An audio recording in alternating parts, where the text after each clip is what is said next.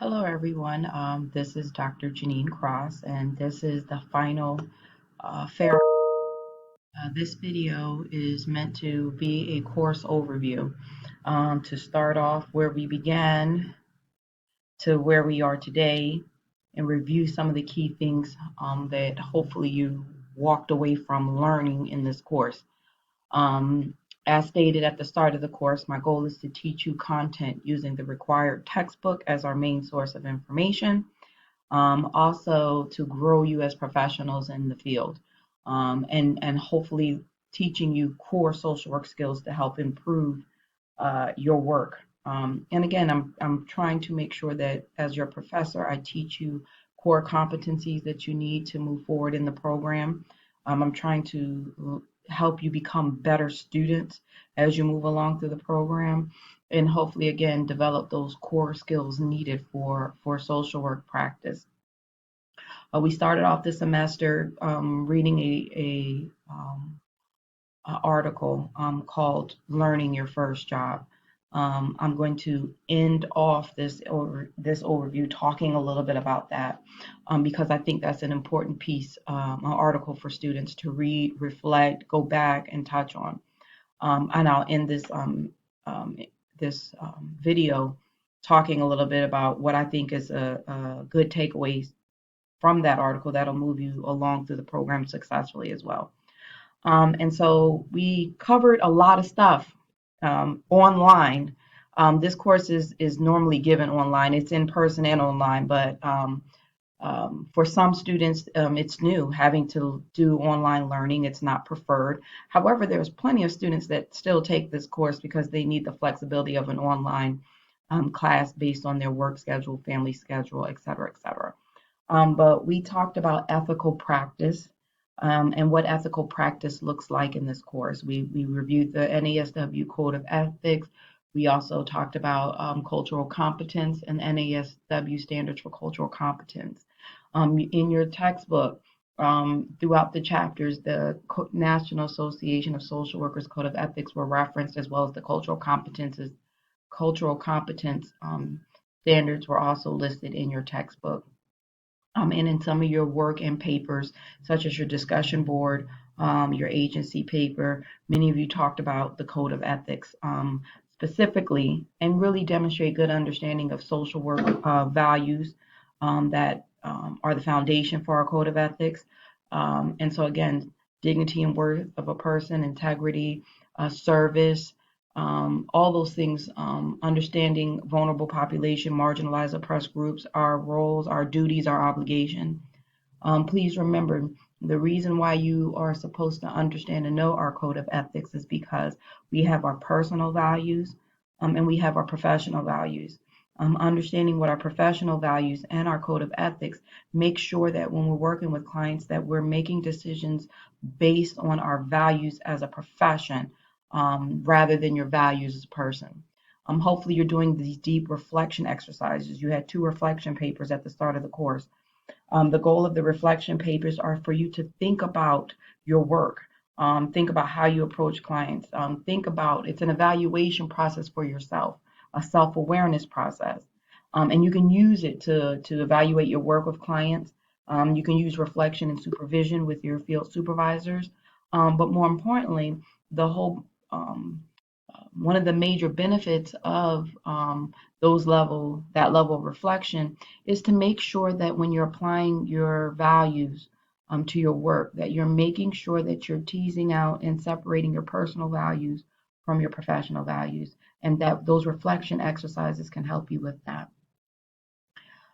You learn skills for generalist social work practice in this course, um, skills for individuals, generalist practice skills with organizations and communities, generalist skills working with groups as well. You hopefully are in a better place now, understanding hopefully through your field agency, your field placement, what those skills are. You know, interviewing, empathy, the importance of human relationship and stressing that in your work with individuals.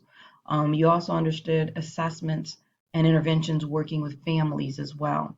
Hopefully this helped you in your field work.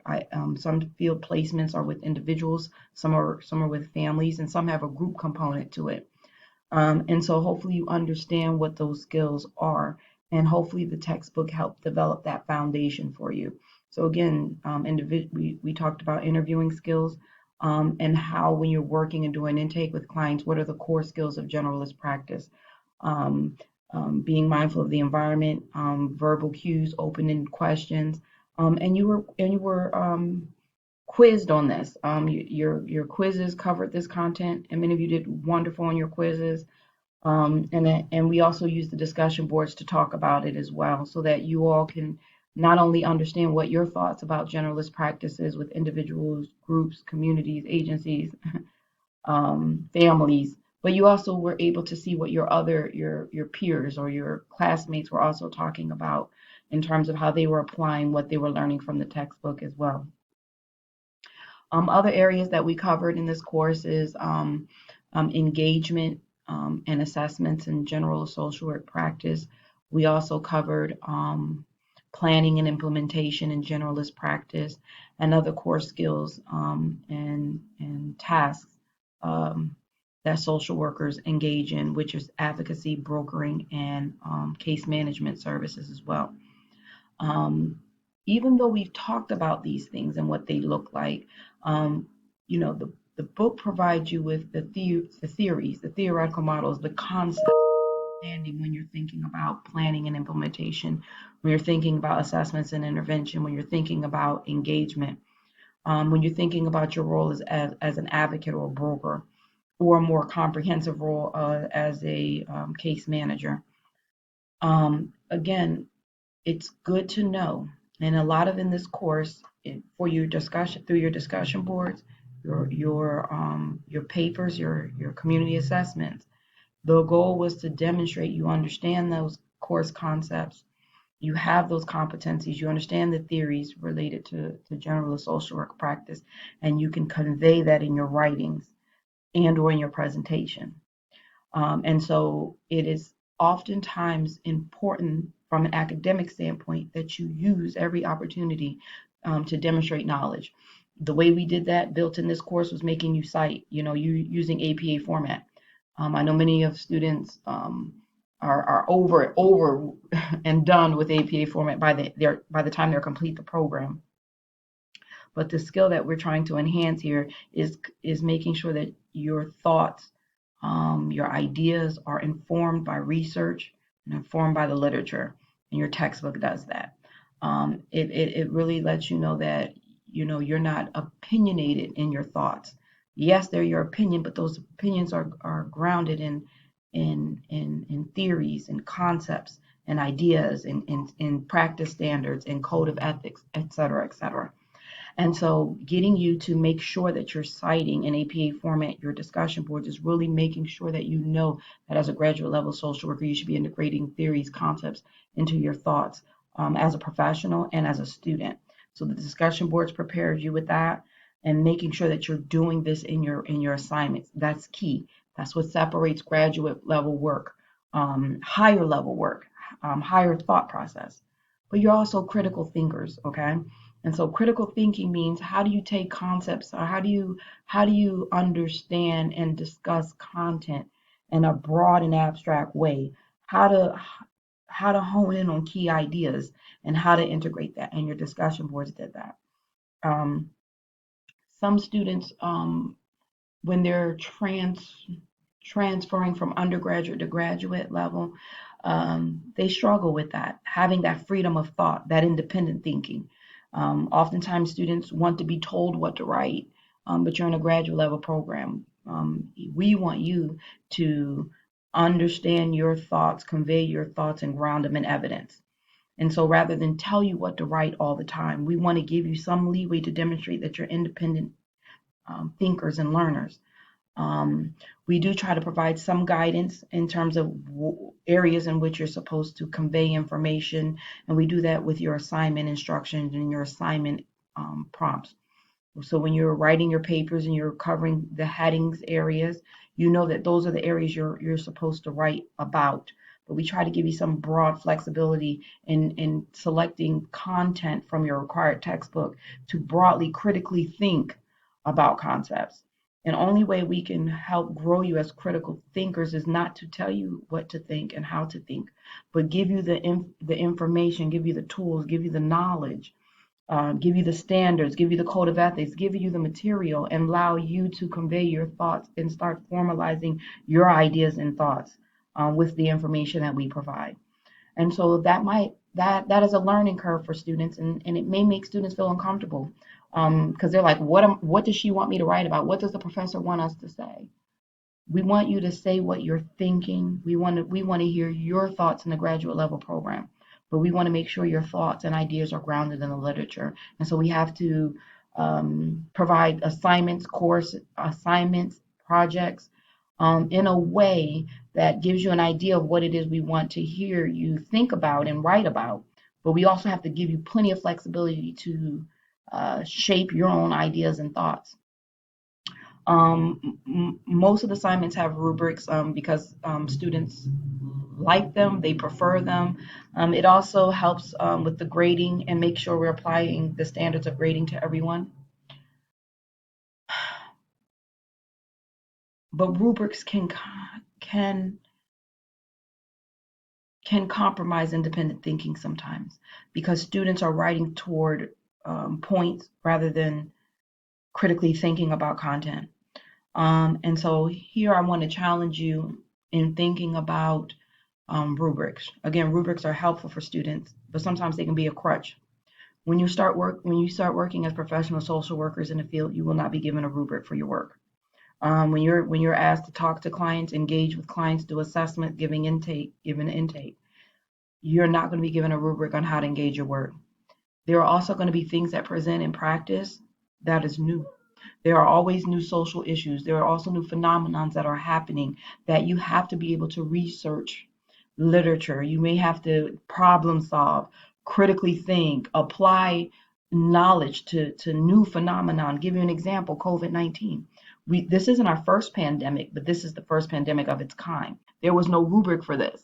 You know, there has to be skills. There has to be skills of working with individuals, groups, families, organizations, communities to help us improve our work. Will require you to demonstrate your knowledge to help support people. And so again, I want you to think critically and broadly. Again, rubrics are helpful for students to give them the idea of how they'll be graded and what we're looking for. A lot of times the rubrics will mimic the assignment instructions as well, because it's still the areas that you're supposed to cover. But please be mindful that you will be challenged oftentimes with trying to or needing to figure things out, how to work with a client, how to engage with a client, how to do assessments with a challenging client, interventions. You'll have social issues, healthcare issues, such as COVID-19, something that we have to learn about and understand in order to help clients and improve their outcomes with it. And so I say all that to say that even though it's good to know how you're going to be measured, what it is, what type of competencies that you need to learn to be proficient, there will be, I guarantee you, times in your professional career in which you're going to have to figure it out. That's where that independent thinking skills, those critical thinkings, that independent learning that we're trying to, or this independent learner that we're trying to create and develop is going to come in handy for you in a graduate level program. So again, we want you to understand common traditional problems and being able to apply interventions and assessment techniques that are evidence-based. But we also want to prepare you to tackle problems that you're not going to see coming, that you may not, that we don't have standards for yet. We don't have an understanding or a strong grapple on. And again, with those problems, you still have to impact clients, improve their outcomes, provide service in a competent, culturally respectful way. And so we want you to be able to run to your skill sets, the strengths that you have as a social worker to deal with those things. but also understand that every situation is not going to have a rubric or an assignment instructions to go along with them. You are going to have to hit the ground running in your agencies or your careers, without oftentimes handholding and guidance. And again, I can't stress that enough. So please think about that as you move forward. We also talked about recording and generalist practice. We covered that as well. And the area that I focus on that is the importance of clinical documentation. Even though we're talking about work with individuals, families, groups, communities, organizations, um, when we're talking about implementation engagement, when we're talking about assessments, when we're talking about all these key things that case management services, brokering services, and advocacy, all those things need to happen from a practice standpoint, but you have to document it as well. And so, toward the end of the semester, we talked about what clinical documentation needs to cover and the importance of clinical documentation. That is the weave, that is the thread that ties in what you're doing. It's the narrative behind what you're doing. It's the storytelling from the time you meet the client, from the time you complete services with client, and you need to make sure that story is detailed and it demonstrates your competency as a social worker, the requirements of your work with the agency, and it also has to demonstrate that you understand and are practicing according to our code of ethics and practice standards and guidelines. And so again, let's talk a little bit about the assignments that we covered in this course. You have reflection papers, which is supposed to help you improve your skills of reflection. What I want you to do is think about your future papers that you're going to have in the course. Even though you're reflecting on ideas, problems, situations, you should always ground even your reflection in the literature. So think about how you're applying concepts in your reflections too.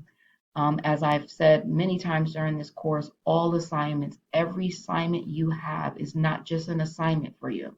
It's not an assignment just for a grade. Your grade is coming by your demonstrating that you understand key concepts. So you use every single opportunity in an assignment to demonstrate that you understand course concept and knowledge. Every section of your paper, we want to see it from the beginning of your writing to the very end of your writing, that you're showing that you can integrate core concepts and content into your assignment. Part of that is doing it, but the other part of it is knowing when you're actually talking about generalist skills with individuals. When you are applying concepts that include individuals with generalist practice with groups, when you're understanding what it looks like for agency and group work, I need you to understand when you're outlining and discussing problem solving processes. We need you to understand when you're talking about engagement. You need to be very clear when you're discussing areas of implementation and planning and assessments. And I can go on and on. When you're talking about documentation, when you're talking about meetings, when you're talking about anything in your work, it's not just the task we want to hear about. We want to understand the theory and the concept that's governing your work and your task and your agencies. When we're talking about how your agency is going about working with clients and serving clients, we just don't want to hear about the task of what the agency is doing. We want to hear about the task and how that task is aligned to concepts that you're learning in the course as well.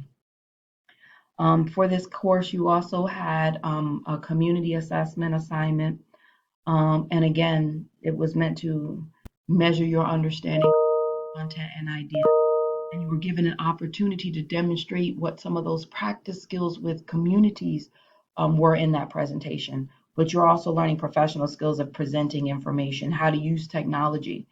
If that community assessment client was a little challenging due to technology, you want to be challenged that way because we are in a pandemic, so we're online now. A lot of work that we're doing, we're delivering through telehealth means or electronic. We're using Zooms now. We're using shareable links. We're using Dropboxes. We're using Google Drives. We're using technology now in order to live and survive and to get through COVID-19. So if that assignment challenge you, that's a good thing. That may let you know or become more self-aware that you might need to improve your proficiency with electronics. That is the wave of the future. A lot of jobs now also have a telework component. Regardless of COVID-19, there are many jobs where people are at home working two times, at least two times during the week, 2 days out of 5. And so understanding the use of technology, how it can improve services, and being able to demonstrate proficient use of technology.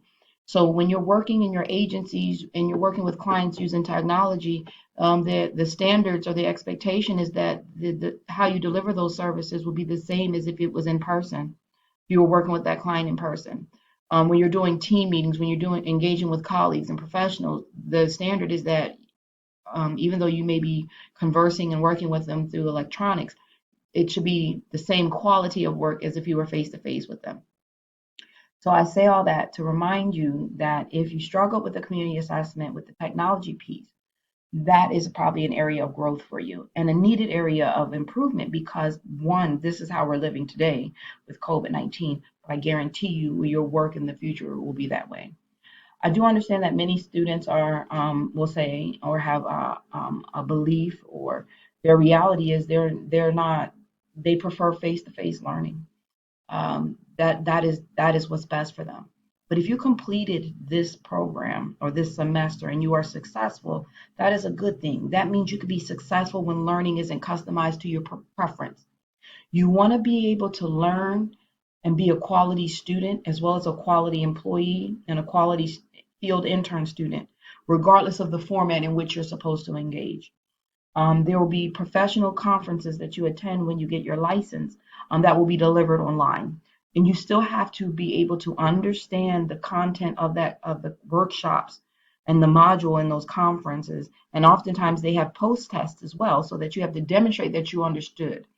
And so there are a lot of online options, and you see them. They're webinars, they're trainings, and you have to engage. Those are not always offered face to face. That's why they're webinars. But you are able to know and learn content no matter where you are in the world, and that's a strong skill set.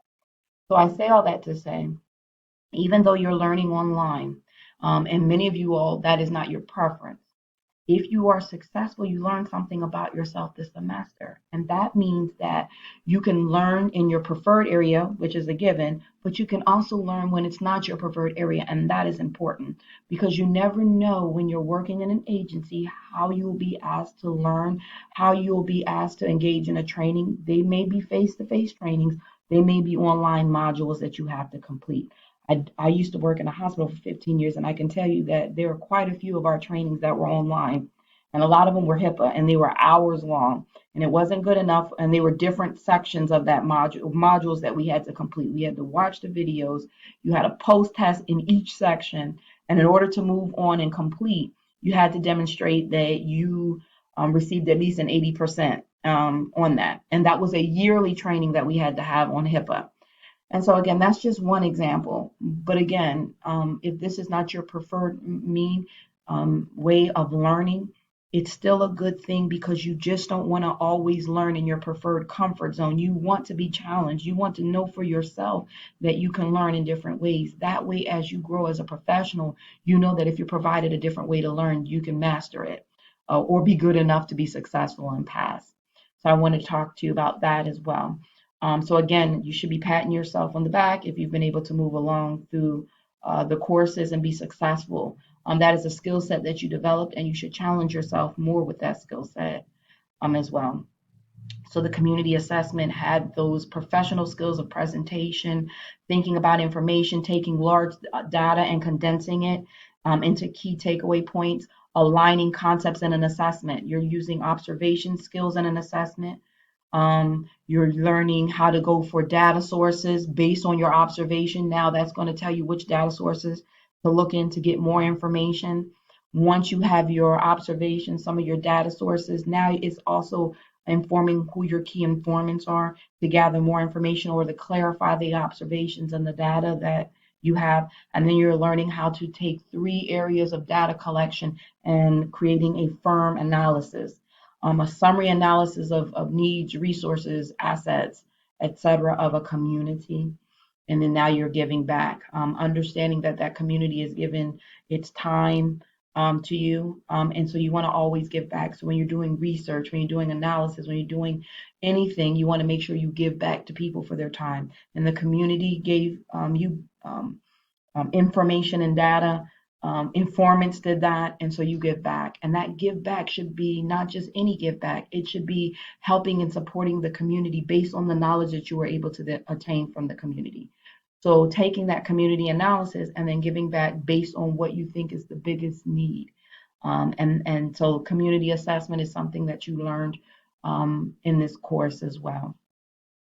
As we move along through the course of the agency paper, really understanding key components of the agency, describing an agency, understanding critically, not just the tasks, not just the responsibilities of the people, but understanding what that agency is doing, how it's helping and supporting clients, groups, families, individuals, but also what are the key concepts, what are the theories, what are the ideas, of generalist social work practice that that community organization or that agency is engaging in. So that community description, the agency description needs to be needs to describe the organization, but also describe the concepts and theories and understanding of generalist practice as it applies to that agency. You're using every opportunity to demonstrate what you know, or what you're learning in the course. Then you want to understand the problem solving process of the agency, um, and see how it compares to the process in the textbook. But again, that's not necessarily just looking at the generalist intervention model. Yes, it could be, but you may find that the problem solving approach in your agency may be talking about areas of group problem solving, right? Which we talked about in the textbook when we talked about um, um, group and generalist practice with groups. We're talking about consensus building, brainstorming was talked about in problem solving and decision making in group settings. We talked about strength based assessments and planning. We talked about so many different areas of how problem solving processes can occur. And so, yes, the generalist intervention model is one way to think about problem solving, but it is not the only way. Again, we talked about planning in your textbook and implementation. Planning and implementation processes may have embedded problem solving.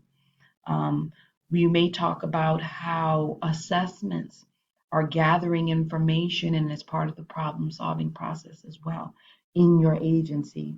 So that discussion of the agency problem solving process may require you to think about all the weeks in which we covered different course content and understanding what are the concepts from the book that talks about problem solving and the steps of problem solving.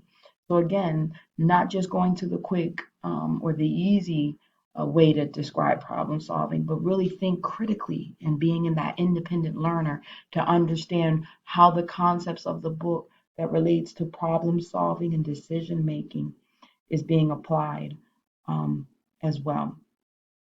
And so then moving along, um, understanding cultural competency and how that looks and those standards and code of ethics and how those standards are applied in your agency is also components of one of your agency paper assignment.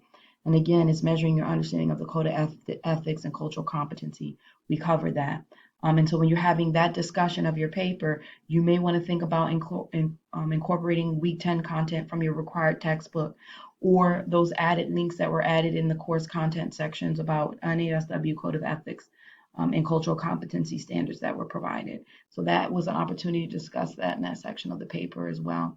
Analyzing strengths and weakness. Again, what are some of the skills that you understand? What are some of the things or expectations in generalist social work practice, whether it's working with individuals, groups, families, or organizations? And then understanding based on those concepts that you learned throughout the semester, understanding using those concepts, your understanding of those concepts to talk about strengths and weaknesses. And so now I'm going to close this out as well to talk about the very first assignment you had as you start the course. Um, um, Learning your first job. Please go back and reference that. The course will be open for about another week or two at the end of class. If there's any content that you need, I strongly encourage that you download it, put it on a thumb drive so you can build up your resource library of information as you move along through the program. You can build off of information from one class and use it for other classes as well. But learning your first job, really think about time management. Think about turning in your papers in on time, being able to follow directions, making sure you understand that you read course content. Make sure that you read everything in a course content for that week. Do all your readings. Make sure that you look at all the websites in Blackboard, review all the PowerPoint presentations. This is part of learning as your first job. Prioritizing your learning in your life, because this is what's going to set you up for your future success. So think about how you're managing your time. Think about whether your work schedule, your family schedule, and think about if it's too much. I want you to be able to bring your best self as a student, and be able to make sure that you are showing that you are mastering academics. In order to do that, you can't be too overwhelmed in your work and family life. And so think critically and reflect. Use those reflection skills from your reflection papers to really think about how to improve yourself as a student as you move forward, and how to prioritize learning if you feel that you haven't done that. Think about whether you did your papers in advance or whether you did them at the last minute or a day or two before the assignment is due. That is not prioritizing learning. That is not making learning your first job. Looking ahead of the syllabus, understanding what is due and those due dates. Being proficient in APA is important. That's learning as your first job. Okay? You must master it. You must master it. There are some schools of social work that feels that students should not graduate a graduate level program if they haven't mastered APA. So take the time to order the book if you haven't done it. Use the off time to understand and perfect APA format. As you move along through the course program, it will be expected, and it's part of following instructions. Being able to understand a format and apply it. Critical thinking. It's understanding where to go in the APA for in-text citation, how to cite a PowerPoint, how to cite a journal article, how to cite a textbook. Again, it's showing your mastery. It's showing your proficiency as a graduate level student, and so it's important. Not just about APA format. It's showing and demonstrating that you're growing in your skills of understanding. So please, as you move along, not just whether you're online, but even when you're in face-to-face learning, reading your announcements are important. Referring to the course syllabus. You shouldn't be emailing professors asking them when is something due, unless there's some kind of discrepancy in the syllabus and what the professor is saying. There's a discrepancy that needs to be cleared up. But everything that you need usually is in the syllabus. Now, there are times that a professor will make some changes, but usually you have to refer to your announcements, and they'll be clear about that with you and your announcements. So again, there is learning your first job, and it talks about reading, your being an engaged learner, reading, note taking, understanding content for yourself. And I can go on and on, but I'll stop here. I want to take the time to say thank you for taking my course. I really enjoyed being your instructor this semester. I love teaching this class. I really enjoyed reviewing your community assessments because it was a way that I can engage with you and see how you are applying course content in real time. Um, I hope that I made things comfortably challenging for you. I hope you feel that after you completed my course that you've grown, that you are not the student that you started this course in, and that requires you to be uncomfortable. That requires you to struggle. If you're not uncomfortable, you're not struggling, you're not learning. If we're giving you information, you already know that is a problem. You need to be learning here. So everything that we give you, you should know about, and you should be challenged with it. And if APA was that, good. That means you know a little bit more about APA than when you started the course. Now I want you to perfect it and master it. Again, it was a pleasure. Please take to heart some of the things I talked about. I definitely feel, and I'm very confident that many of you have grown exponentially since being in my course, and I'm guessing through other professors' courses as well. I want to continue to grow. I want you to continue to be the best social workers, social work students, soon to be social workers. The last thing I want to add is about licensure. The content that you're learning in each of your courses is preparing you for the licensure. It's important that you do the readings. Students who aren't successful in the licensure oftentimes did not do their readings well in their classes. And so really think about you attending class as studying. There are some additional supports that the school is going to give you for licensure and licensure training. However, it is very, very, very, very, very important that you do your readings because a lot of the licensure questions is based on the readings and the concepts that you're learning. That's why we're pushing it. That's what the whole point is of you citing an APA format. Being very clear that you are going to evidence to inform your ideas and thoughts, and those same evidence and knowledge that you're learning will be on your licensure. And so, again, it was a pleasure being your professor. I hope to see many of you as you go along through the program. I am confident that at some point we will be face to face, and it'll be great to see all of you all in person. Again, it was my pleasure. Continue to be wonderful learners. Take a break and rest during your your fall break, fall/winter break. Enjoy the holidays and your families. And in the midst of COVID-19, please, please, please be safe. Thank you for your time.